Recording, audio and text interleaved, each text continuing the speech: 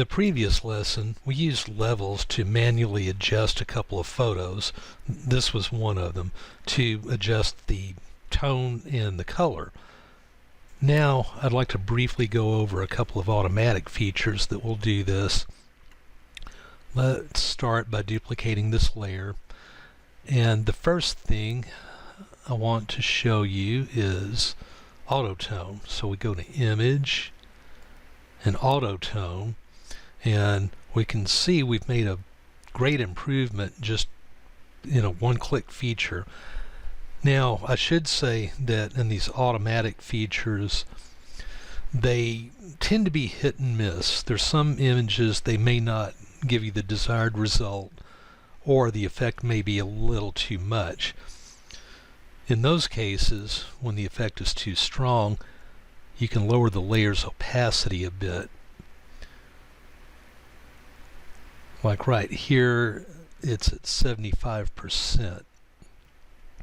Probably 85 would be a good one on this, but let's take it back up to 100%.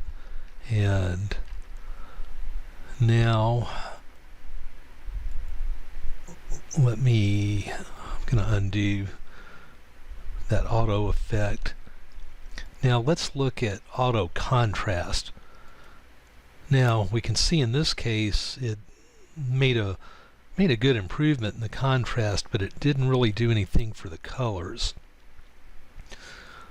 So let's back out of that. We hit Control Z to undo a step, and let's go to Auto Color.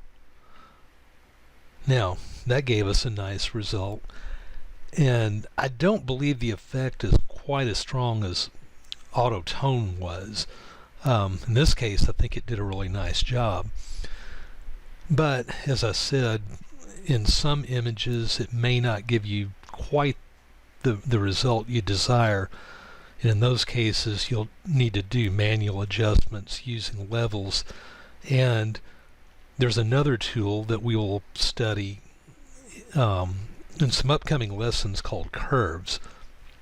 But for now, if you want to use the auto feature, it's especially useful if you find that it works if you have a large batch of old photos that you want to process quickly without having to take a lot of time using manual adjustments.